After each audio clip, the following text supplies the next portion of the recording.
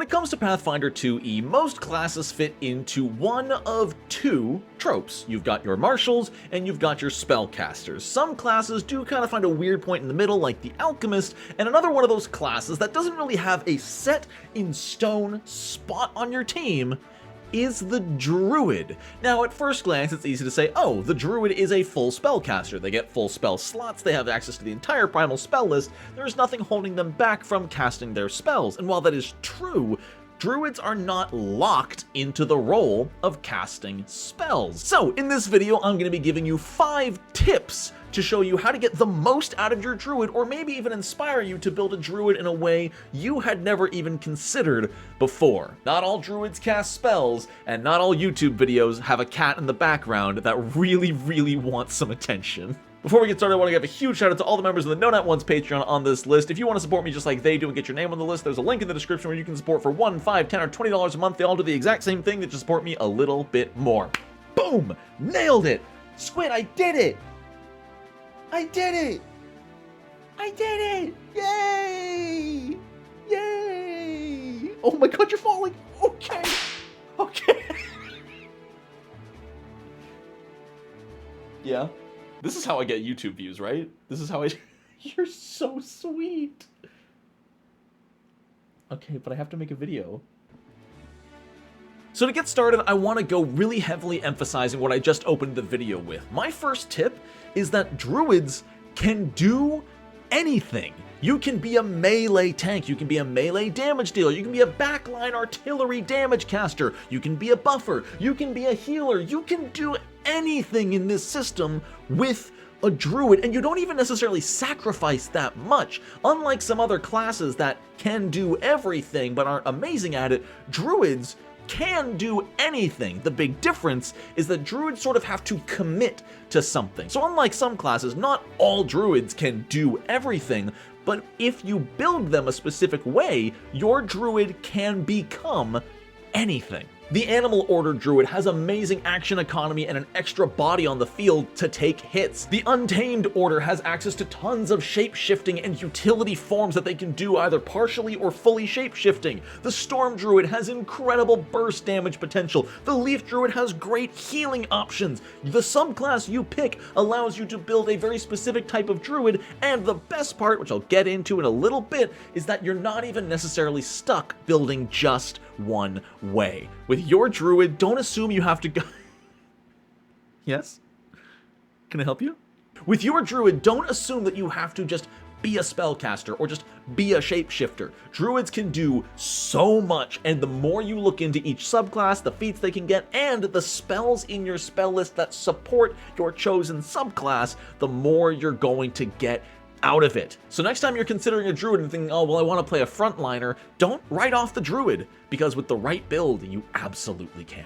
Tip number 2 is backpacking right off of tip number 1. You picked a subclass that really helps you finalize your class fantasy? Cool. Use your focus spells. Druids have some of the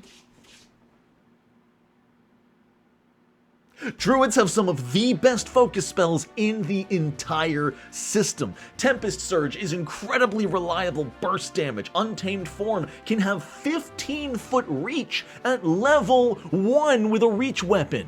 Cornucopia basically makes a healing potion. As you go up in level, it makes an extra healing potion per rank of the spell, and Heal Companion just turns your animal companion into an amazing tank that can just take so much abuse that isn't being dealt to the rest of your party. You need to be using your focus spells. No matter what order you chose for your subclass, use your focus spells because they are going to be game-changing no matter what kind of Druid you are. Trust me on this. I see a lot of people focusing on, oh, what primal spells should I be casting? You know, I'm a primal spellcaster. I need to be casting primal spells.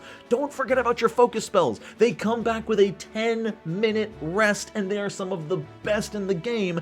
I'll say that Druid focus spells are usually going to be a better option than an available primal spell of the same rank. Tip number 3 is specifically only for shape-shifting Druids. This technically only affects Druids of the Untamed Order, but it's so important it made its way onto this list as my 3rd tip. If you are an Untamed Order Druid, read Untamed Form completely, specifically one particular sentence in untamed form.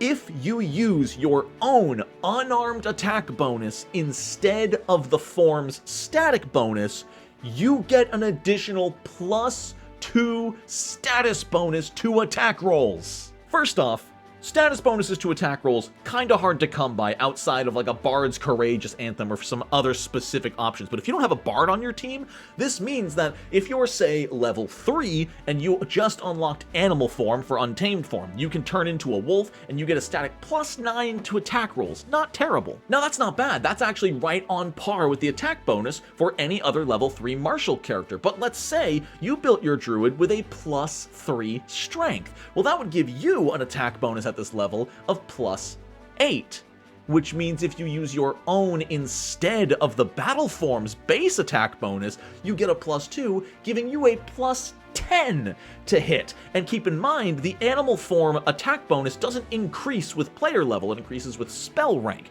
which means when you go from level 3 to level 4, your +10 is now a +11. The biggest thing to keep in mind here is that while this is super useful and incredible, and you will almost always want to be using your own attack modifier, as long as you have the strength or dexterity to back it up, you can't actually utilize this until character level 3, and that's because you don't unlock a battle form for the Untamed Druid until 3rd level when you add Animal Form to the list of forms available to Untamed Form. Sorry if I'm saying form a lot, that's just how it's written. Until character level 3, you can only turn into rats and tiny little pests via pest form. So once you hit level 3, this is a massive power spike and you come online. But the good news is if you still have a +3 in strength, you're only going to be about 1 point behind a martial character with an 18 in their main stat. So you can still come at them with, you know, a quarterstaff or a club or something and still put out some decent damage, all the while having access to just as many spells as any other Druid. Speaking of having those spells, tip number 4, no matter what subclass you pick, you still have all of your spell slots and access to the entire primal spell list, which is insane. I used to think the arcane spell list was probably the strongest in the game. I'm starting to think it might be primal. Which other characters in this game can cast Fireball on turn 1 and then a rank 2 or 2 action heal on turn 2? The Druid's primal spell list is absolutely loaded to the teeth with incredible offensive and defensive options, and Squid is eating cardboard again. So this tip is just to say, if you've locked yourself into just being a healer because you took Leaf Order, you can still cast Fireball. If you locked yourself into just dealing damage because you're Storm Order, you can still cast Heal. If you have an Animal Companion or you're an Untamed Shapeshifter, you can still cast any spell off the Primal spell list as long as you prepare it that morning. It's phenomenal. Make use of your spell slots. I think I gave the same tip to bards. You are a full spellcaster no matter what kind of druid you are. Make use of it.